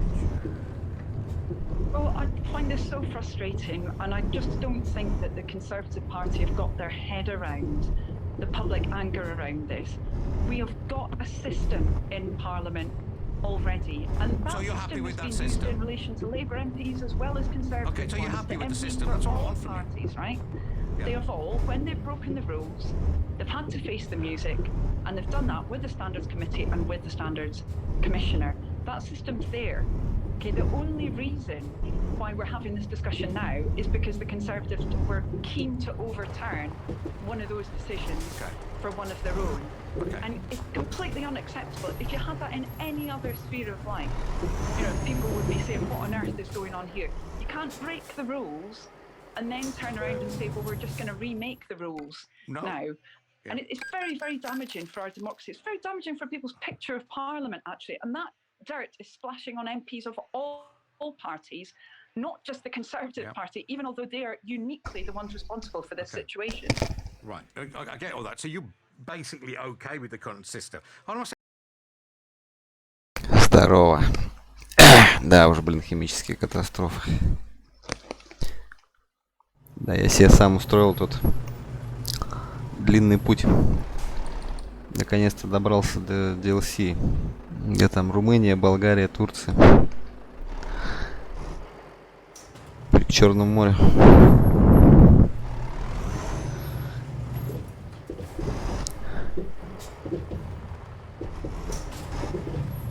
В Евро и в Американ тоже. Вот у них одна проблема. Они понаделывают дорог, но самыми выгодными ездить по одним и тем же. А чтобы открывать, это надо либо специально без груза ехать, а это неинтересно. Либо надо что-то изобретать, какие-то пути длинные себе делать, что я себе и сделал. Но чем длиннее путь, тем сильнее вероятность аварии, потому что хочется быстрее доехать. Там еще долбаная горная дорога была, петляющая. В общем, ужас, ужас.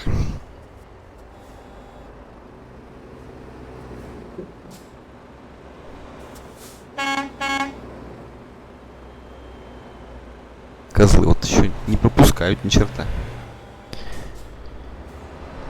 Че вы меня не пропускаете? Я же не пешеход.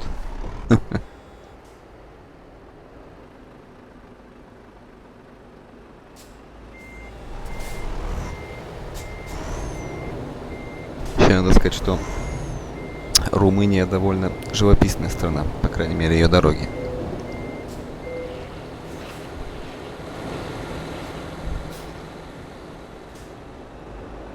Открытие сбрасывалось? Не знаю, у меня ничего не сбрасывается.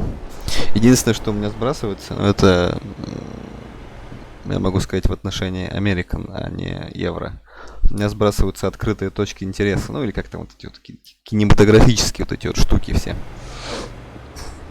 Я помню, это все началось с обновления, когда Айдахо появился штат Айдахо. Вот я помню, это Айдахо весь объездил, специально все эти точки открыл, а потом они начали массово внедрять эти точки. Кстати, в Евро тоже собираются вот уже совсем скоро внедрить.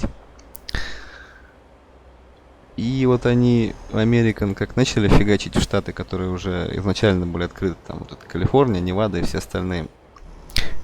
Ну, про те, которые там заново, это понятно, что они там открывают. Ну, когда они начали фигачить заново, начали добавлять там, обновления и все такое, то... Так, погоди, пускай черт проедет. То все те мне закрыли нафиг.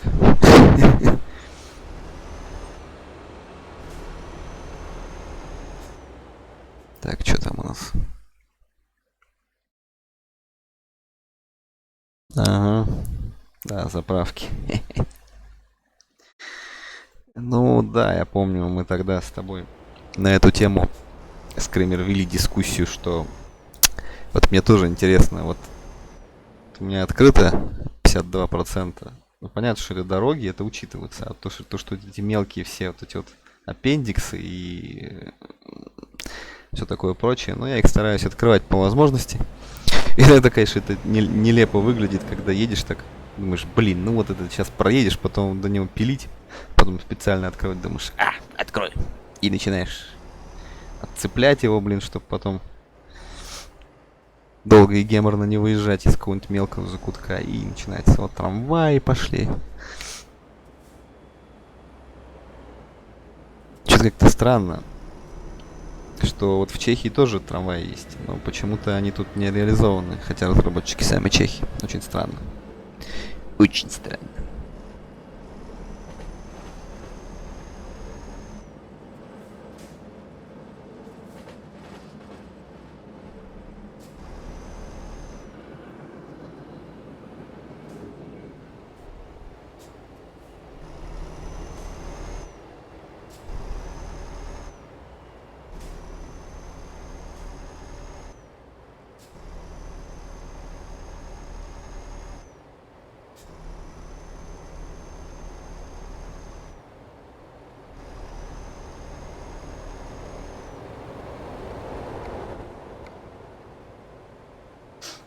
Вообще, конечно, странно, что у меня повреждения вот всего лишь какие-то жалкие 6%, потому что как тогда я на красный поехал, и у меня со всей дури на полной скорости врезался этот автобус.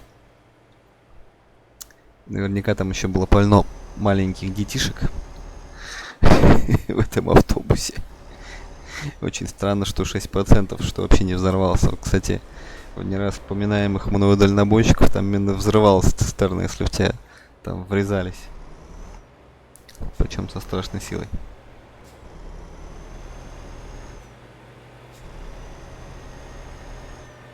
Но я вообще думал, что я перевернусь. Это мне еще повезло, что я не перевернулся.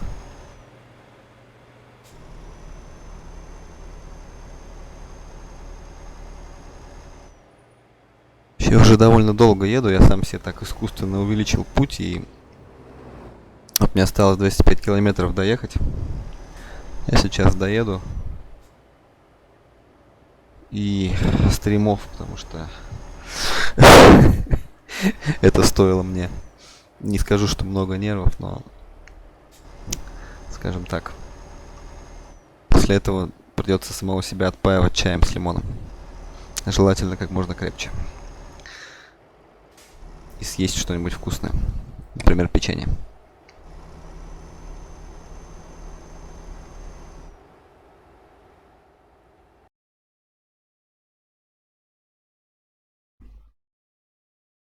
Да, модели грязи и легких косметических повреждений очень не хватает. Вот прямо очень-очень не хватает.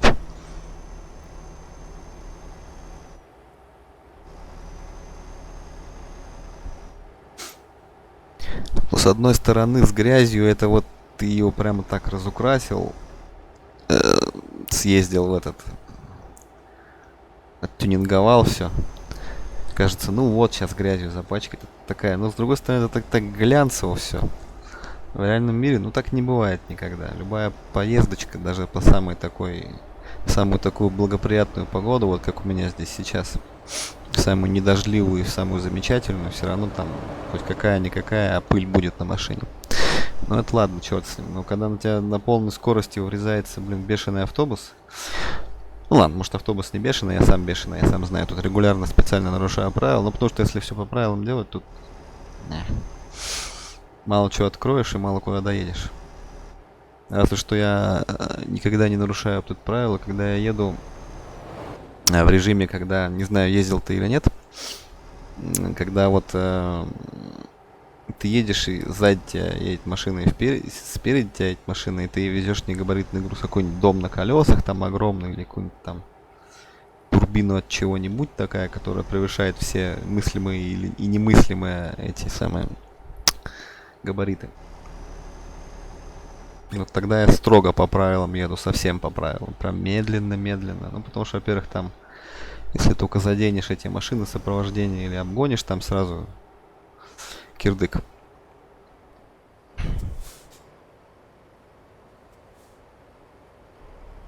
А так как я всегда стараюсь выполнять внешние контракты, тут еще такое дело, что если ты уж врезался, то ты врезался. И ничего тебе никакое сохранение не спасет. А там внешних контрактов нет. Вот то, что я сейчас сказал про негабаритные грузы. И там можно сохранять сколько угодно раз, там что-нибудь не то сделал, загружайся, ну и все такое. Что я, собственно, яростно и делаю.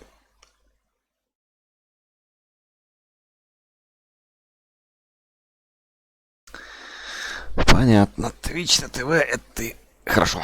Это ты очень хорошо. С праздником тебя, кстати. Сегодня праздник. Можно не работать. А можно имитировать работу. Это у нас такие игры сейчас, типа, имитируют работу. Вот DRG, типа, Евротрек. Типа ты отдыхаешь от работы, имитируя работу.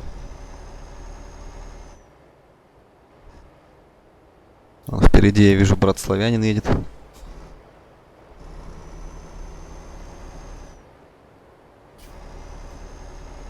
Блин, чертов ковбой, я так в него и не играл. Не хочу с непонятно с кем играть. Пытаюсь все своего хорошего друга затащить. Мы с ней, кстати, иногда стримы ведем. Когда у нее на это время хватает. Между прочим, как мне кажется, получается довольно любопытно. Так вот, у нее тоже есть American Truck Simulator. Собственно, она посмотрела, что я в него играю, тоже решила купить. И вот мы, я короче, уговариваю, затаскиваю. Она говорит, тут управление слишком сложное. Я говорю, что тут сложного-то? Нет, тут есть, конечно, усложненное и есть упрощенное. Вот так вот я, естественно, играю на упрощенном. Так вот, когда играешь на упрощенном, вообще ничего сложного. Говорит, ну вот там эти передние, задние передачи. Это, ну, я говорю, ну понятно, что это не GTA, но ё-моё.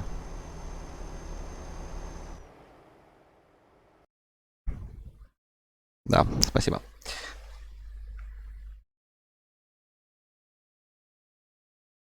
Ну понятно. Если ИРЛ в грузовике, это уже... На такие детские забавы это уже по-другому смотрится.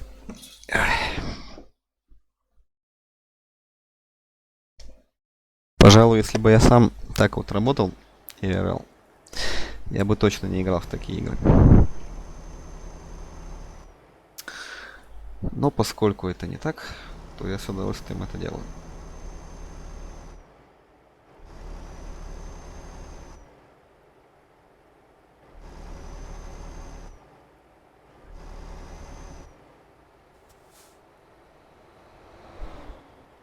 Ну теперь хотя бы понятно, почему это тебя интересует.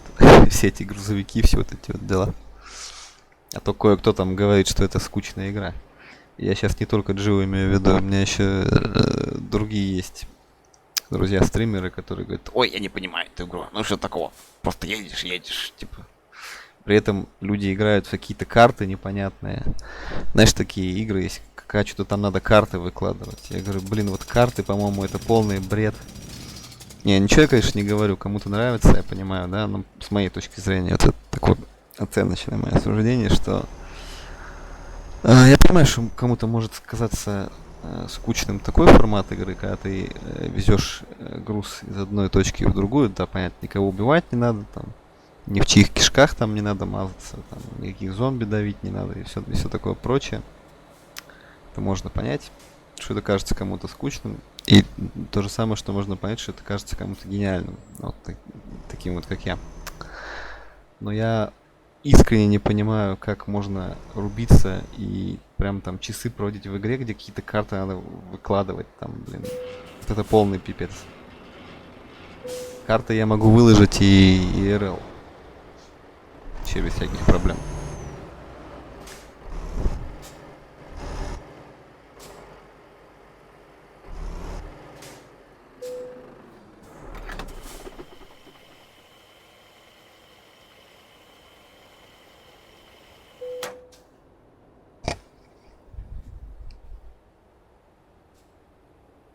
В упрощенном управлении с геймпадом. Ну, насчет геймпада ничего не знаю, никогда не играл.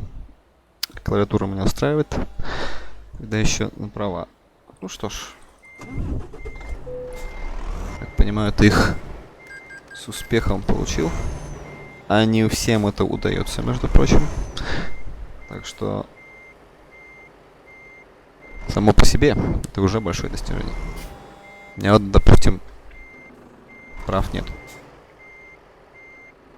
Они мне, честно говоря, не шибко и нужны.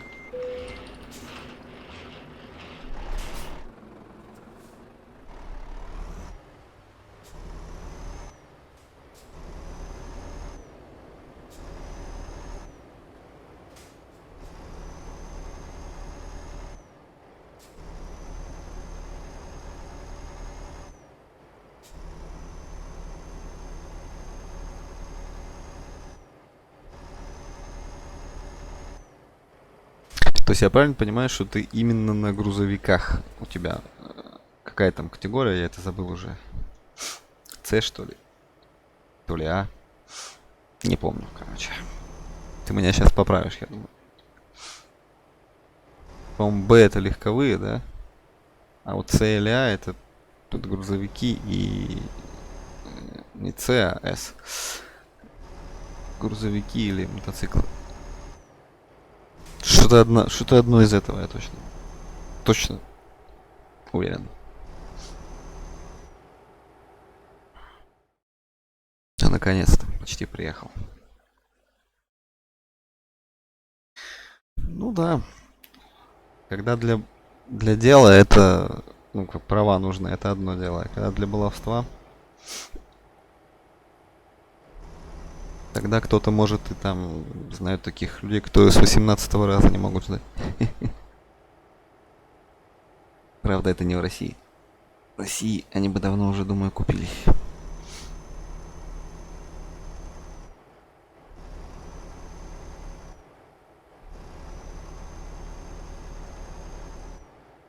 Я это к тому говорю, что если там для работы и для того, чтобы там прокормить себя и семью, то там человек по-другому к этому отнесется и вот все сделает только для того, чтобы сдать их. А когда ему для баловства покататься надо, он может, ну, скажем так, подходить к этому более небрежно.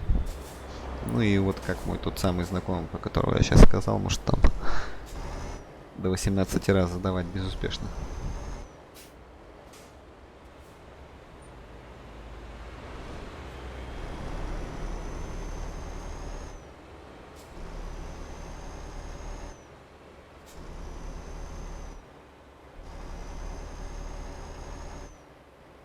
Хорошо, они проработали страны, которые вроде как Евросоюз, но, скажем так, не Центральная Европа, а вот Балканы и все такое. Там.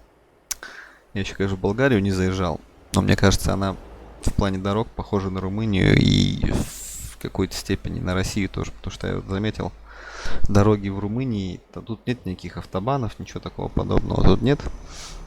Очень на российские дороги похожа Румыния. Но это не минус, а плюс, мне кажется. По крайней мере в игре, потому что это очень разнообразит геймплей. Потому что автобаны, они скучные. Понятное дело, что для ИРЛ, чем скучнее дорога, тем лучше. Потому что ты вот по ней едешь и все окей. Там минимум ДТП и все такое. А тут это все вот эти вот извилистые дороги, какие-то вот эти вот узкие все эти проулки между какими-то коттеджами, блин, вот этими домами, этими деревнями, блин, как у нас тоже. Очень интересно по ним, по таким вот дорогам ездить. Именно здесь, я имею в виду, в игре. Думаю, ИРЛ только там на большегрузных машинах только с матюками по таких дорогах ездить. Вот-вот. Восточная Европа очень отличается от центральной. От всяких Германий, Италий и так далее. Скорее бы Россия вышла. Мне терпится погонять. Сколько этих дорог перевидел в России. ИРЛ. Хочется увидеть теперь их в игре. Я, конечно, и европейские дороги видал. И много. Но, как я уже сказал, они очень похожи. Особенно автобаны там просто... Вот едешь и... Ну, что я тебе буду объяснять? Ты сам, что ты знаешь.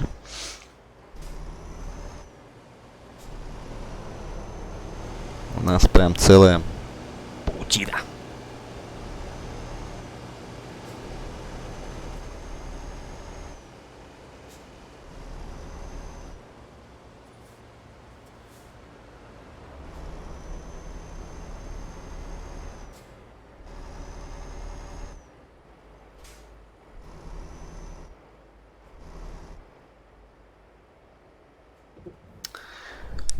Румыния, надо сказать, довольно объемная страна. Ее, конечно, не сравнить с какой-нибудь Германией или Францией, я имею в виду в игре именно. Я не понимаю, почему они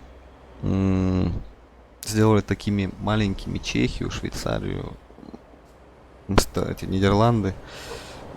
Я понимаю, что это не самые большие страны ИРЛ, но они довольно объемные, могли бы получиться, если бы там сделать больше дорог, больше городов. Не знаю, зачем они сами себя обидели. Чехию я имею в виду. По-моему, им стоит расширить эти страны, которые они сделали совсем маленькими, и там какие-то 2 жалких города. Там столько интересных городов можно сделать. Недавно прочитал, что в Брно есть очень интересные часы пуля. Вот они могли бы город, Брно добавить, и там эти часы пуля. В общем, я считаю, что зря они сделали такие маленькие, ну, с их точки зрения маленьких странах, которые с моей точки зрения не такие уж и маленькие. Они могли сделать их нормального размера. Не такие капелюшечки, как здесь.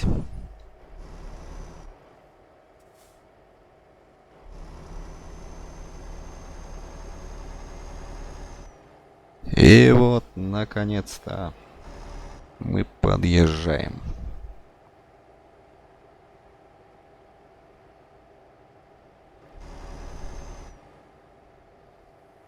Полторы суток игрового времени я потратил, чтобы сюда доехать. Я, конечно, сам себе это время увеличил. Но я не жалею об этом. Зато я много открыл дорогу и увидел много всего интересного.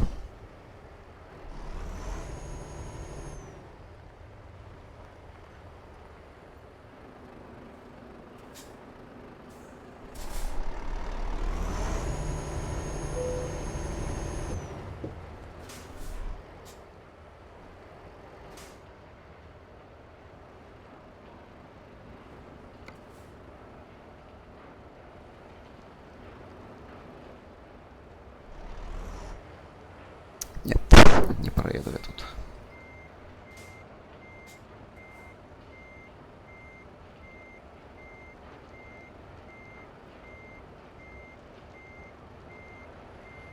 Да, новые страны гораздо более проработанные. Вот этот DLC, в который я сейчас играю, он 19-го года, и видно, что прямо,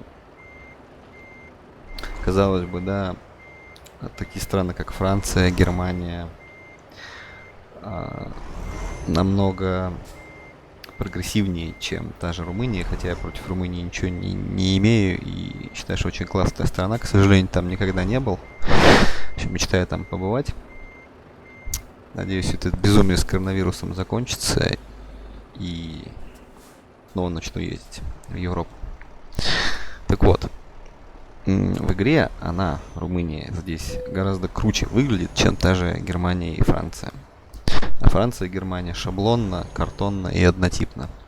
Да, и связано это с тем, что они изначально были, ну, кроме Франции, по-моему, Франции не было, там специальное DLC было.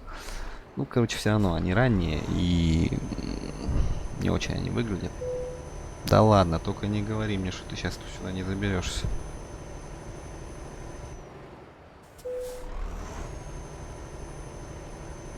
Идиотство, блин. У меня же мощная машина. Я ее отремонтировал недавно. Что ж ты творишь, скотина? Ну давай, родной. Забирайся. О, мужик. Блин, не так запрятали эту хрень. Что бы не сделать, чтобы припарковаться можно было в нормальном месте, а не здесь.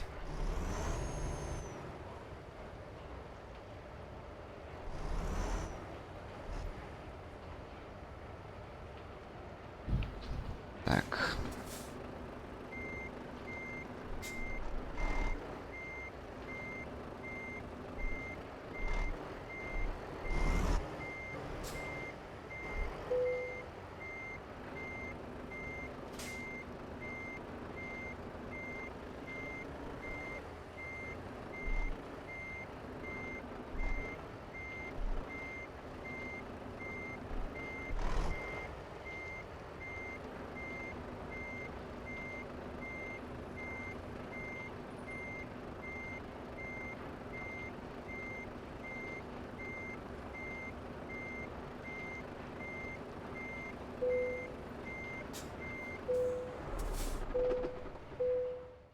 Ну, наконец-то. Я, конечно, обосрался немного в дороге. Подставил бок под автобус, поэтому минус 5700 евро. Это бывает. Это бывает.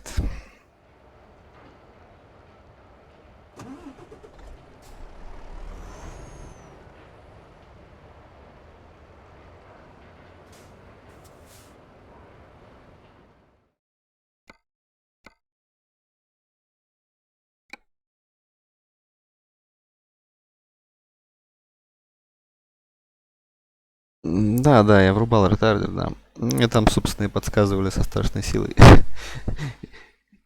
Семафоре всем, что только можно, этот игровой чат. Так, ну ладно. Спасибо тебе, Скример. И спасибо всем, кто... Если, конечно, кто-то еще смотрел это дело. И тем, кто обонял. И уж тем, кто осязал, тем более спасибо. Вот. У меня на сегодня все. Вернее, не на сегодня, а да, пока-пока.